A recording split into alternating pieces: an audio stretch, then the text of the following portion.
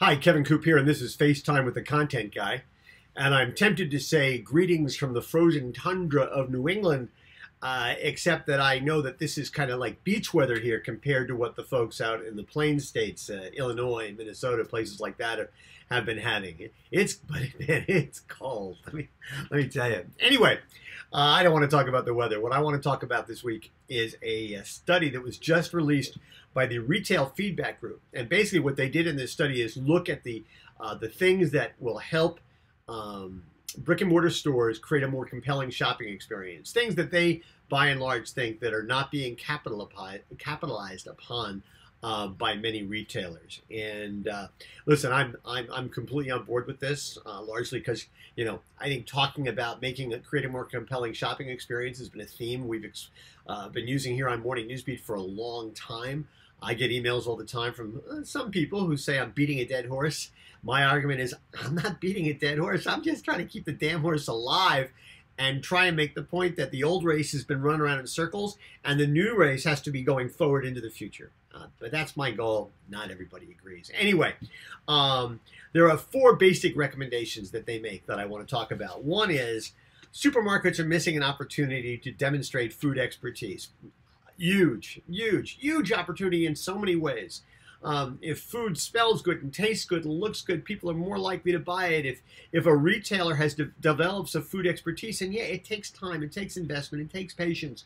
But if you really focus on it, you're creating for yourself a differential advantage that most online retailers are not going to be able to compete with. Now, listen, it's a matter of time though before somebody or more than one retailer that's online only comes along with an offering that's going to be totally cool and totally food-centric and is really going to nail it.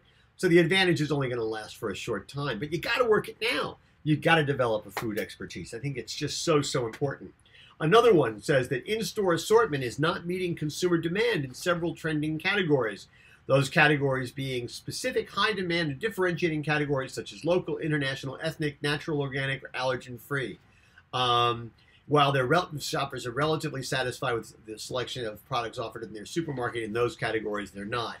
But I actually think the problem is greater than that. Listen, we've had a couple of stories about this on Morning Newsbeat this week, talking about how the fact that, lots of companies have no idea what's in their warehouses, what's in their stores. They have no idea what their out-of-stock situation, which just boggles the imagination in 2019. How is this possible? It's something that they really have to focus on. Listen, out of stock is a major problem because it's a missed sale. And if retailers can't do the things they need to do, technologically as well as by having people in the aisles watching these things, if retailers don't address this problem, they got no chance of competing. You got to have the right stuff on your shelves, and you have to have it there all the time. The third recommendation.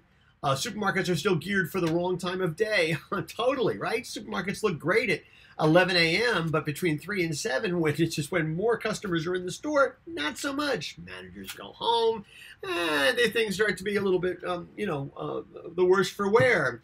And listen, this illustrates a tenet we've been talking again for years here on Morning Newsbeat about the fact that how many companies are organized for their own organizational and logistic conveniences and their needs as opposed to being organized for the consumer's needs.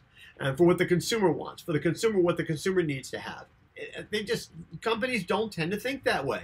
They think about themselves first and they think about the consumer second. And by the way, this little company called Amazon, they put the consumer at the beginning of everything. Retailers that are traditional retailers can't think in that kind of traditional way, putting their own logistical needs first if they're going to survive. And finally, too many shoppers are leaving the store without pleasant human contact. Yeah, right. They have human contact sometimes. Sometimes it's not all that pleasant. But listen, most leaders of most companies are judged based on how low they can drive their labor factor. We've got to start rethinking how people are evaluated, how companies are evaluated in terms of this stuff. Listen, companies are going to need people to be both ambassadors for their brand as well as a connection to the customer that is going to be tangible, that's going to make a difference. Again, it's a way of differentiating yourself from the online experience. And a lot of people would argue, and I might be one of them, is that Amazon actually has a more personal experience than many of the retailers I go to.